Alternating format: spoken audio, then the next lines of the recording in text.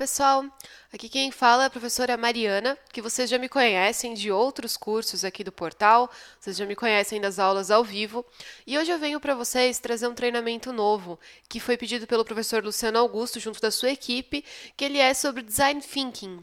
O Design Thinking é legal porque é um treinamento que a gente vai usar não só na área do design, apesar de eu focar bastante na área do design, mas também em qualquer outra área que você preste serviços. Portanto, você vai ver que esse treinamento ele vai te oferecer uma metodologia e uma visão um pouco mais diferente, principalmente para gerenciar os seus negócios.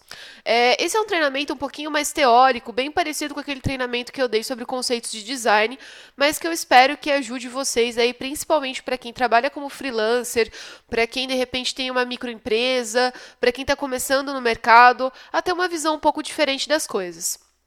Essa aula eu vou dividir em duas, porque eu quero que vocês prestem bastante atenção para ela não ficar muito longa também e não ficar muito cansativa.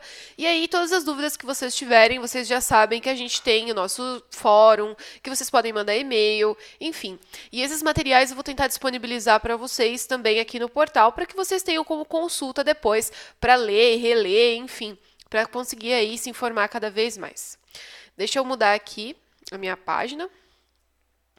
Bom, afinal de contas, o que é o Design Thinking? Embora esse termo design seja associado, à qualidade, aparência estética de produtos e etc., o design, por disciplina, ele foca no quê? Em promover o bem-estar na vida das pessoas. E aí, o que as empresas perceberam?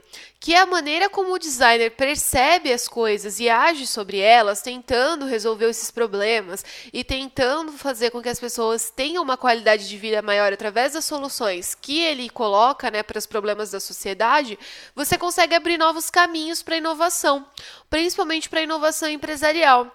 E aí as empresas viram que isso seria talvez uma metodologia que viesse trazer muitos benefícios para elas.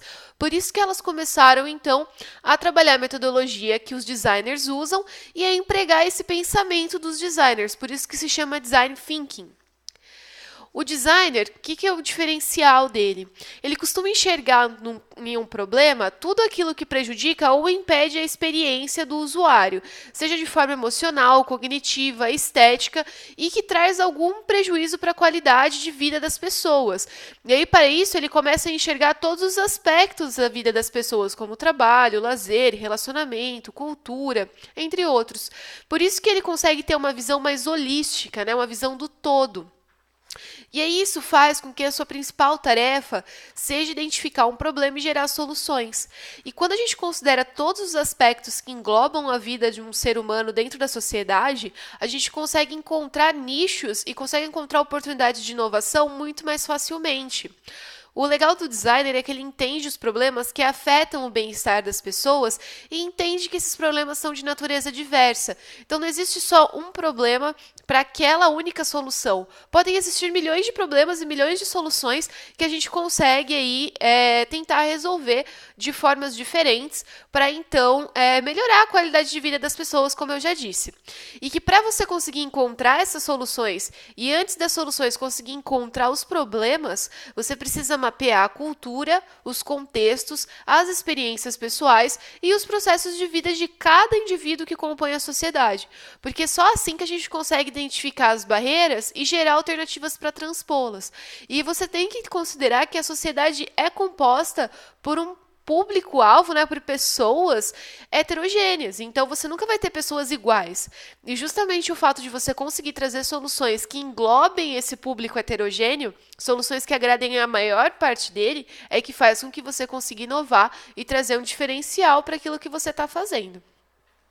Além disso, o pensamento do designer, que se traduz no design thinking, ele também traz algumas características, como por exemplo, o designer ele sabe que para identificar os reais problemas e solucioná-los, você precisa abordar eles de diferentes perspectivas e ângulos. De repente, o mesmo problema pode ter várias soluções diferentes a partir do ângulo que você olhar aquele problema, ou então algo que parece que não tem nenhuma solução, quando visto de um prisma diferente, pode te trazer soluções muito inovadoras. Além disso, o designer ele prioriza o trabalho colaborativo entre equipes multidisciplinares. Isso é algo que muitas empresas vêm percebendo que há uma necessidade, porém tem muita gente que ainda é resistente. Mas os designers eles costumam ter um pensamento de que eles não são profissionais absolutos e de que para solucionar algum problema eles precisam sim da colaboração de outros profissionais.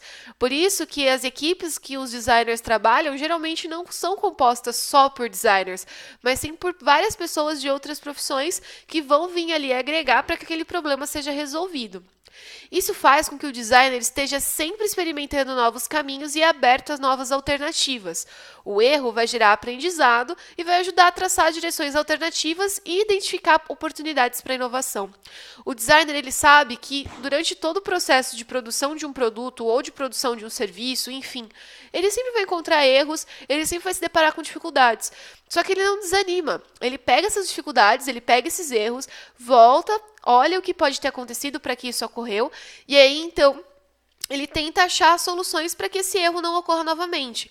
É o processo chamado iterativo. Não é interativo, é iterativo. Isso quer dizer o quê? Que a gente vai e volta muitas vezes durante um processo para então ter uma excelência naquele resultado que a gente vai entregar. E justamente essa iteração é que faz com que as soluções inovadoras consigam aparecer. E é por isso que é tão bom quando você tem profissionais iterativos na sua equipe. E aí, né? Eu tô falando tudo isso, comecei essa aula. Bom, no mais, o que o design thinking é, então?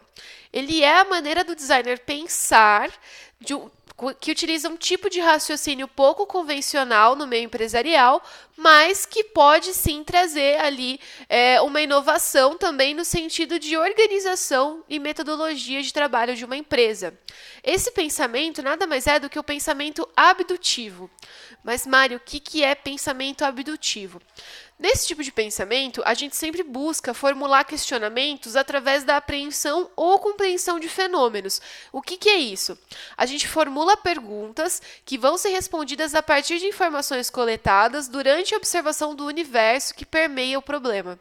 Então, por exemplo, eu quero resolver um problema que está ali naquele universo, vamos jogar um público qualquer, assim, de pessoas idosas de 60 a 70 anos. Vejam que o meu universo tem sempre que estar restrito, porque quanto maior o meu público que eu quero atingir, mais difícil é de encontrar o problema e de solucionar aquele problema.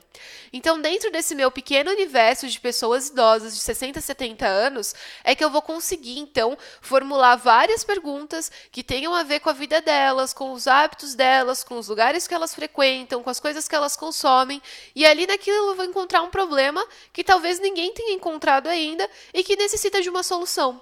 E que por mais que as pessoas estejam acostumadas a viver com esse problema e contornam esse problema para poder ter uma qualidade de vida, se eu solucionar esse problema, a qualidade de vida delas vai melhorar ainda mais.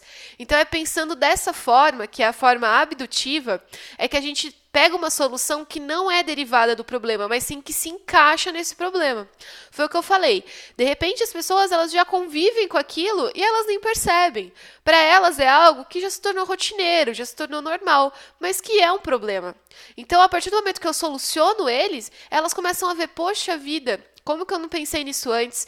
Olha como minha vida melhorou e eu nem percebia isso.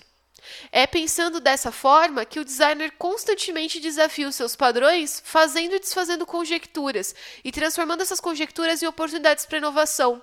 Por isso que eu falei, às vezes você acha que ali não existe um problema a ser solucionado, mas existe sim. E na hora que você soluciona esse problema, você vê que ali ocorreu uma inovação.